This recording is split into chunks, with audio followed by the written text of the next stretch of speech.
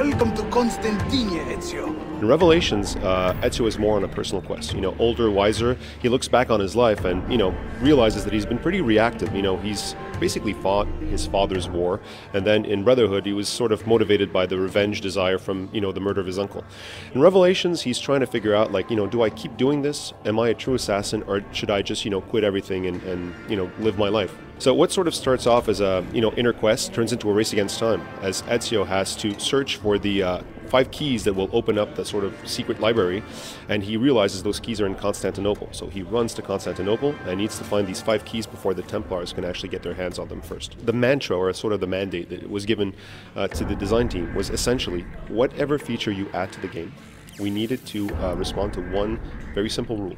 Every feature needs to combine or consolidate at least 2 of the main Assassin's Creed gameplay features. That's navigation, combat, and social stealth. So the hook blade, for example, not only does it accelerate, free running by about 30%, it actually makes it more fluid, more like a toy, but it actually links combat and, navigation. So you can, zipline from and assassinate from a zipline. You can actually, run and hook an enemy and so forth. Got it!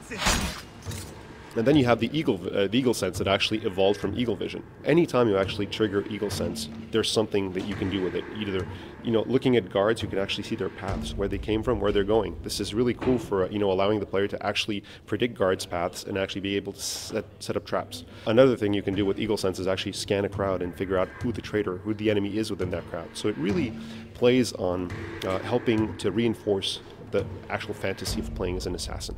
In Revelations, we've added another element that we call sort of den defense. It's a completely new gameplay element that we've actually integrated into the game, and it really plays on the fact that Ezio, now a little bit older and a little bit wiser, he's more of the general, right? So you're up there on a rooftop and commanding your troops and setting up sort of like barricades and stuff like that. It's a really cool addition to the game and really adds to the systemic richness of the whole experience. For the first time in an Assassin's Creed game, you actually have 2 factions. You have the Ottomans, which are basically policemen. They're neutral. They don't really pay attention to you unless you do something crazy. The Byzantines, on the other hand, are Templars. They will attack you on sight. The cool thing is that these 2 factions don't like each other. So, it really adds a whole new layer of sort of possible emergent play. For instance, you're battling some Byzantines, you find yourself outnumbered. You look at your minimap, you see an Ottoman patrol not too far away. You can actually run away towards the Ottomans. The Ottomans will spot the Byzantines and engage them. So one thing we've done is we've actually split combat to 2 buttons. You have your main weapon and your secondary weapon. You could be, fighting some guards off, and all of a sudden you see one that's sort of like, running towards you. You turn around, you tap the secondary weapon, you throw a bomb, incapacitate that sort of enemy, turn around, switch weapons to a sword, continue fighting. We're using a new sort of shader technique where we're, really trying to reproduce with fidelity, skin and cloth. So, it really allows us to have, much more, close-up camera angles, because you don't get any blurriness. You actually see the skin pores, the detail of the skin. We're actually, we've also changed the way that we capture performances. So instead of just using mocap, we've developed something new internally, which we call mocam. The way mocam works is that we put a helmet on the actor, we actually film his facial expressions, but what we're actually capturing is not literally his movement, but more his performance. This is the first Assassin's Creed where we're actually scoring the cutscenes individually. We actually have a different composer just for the cutscenes.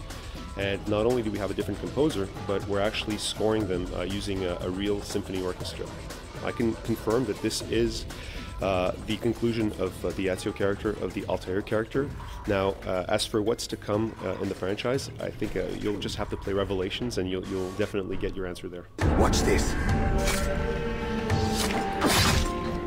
It is the richest, most complex, and definitely the most involving story we feel, in the franchise to date. And you guys can expect it November 15th.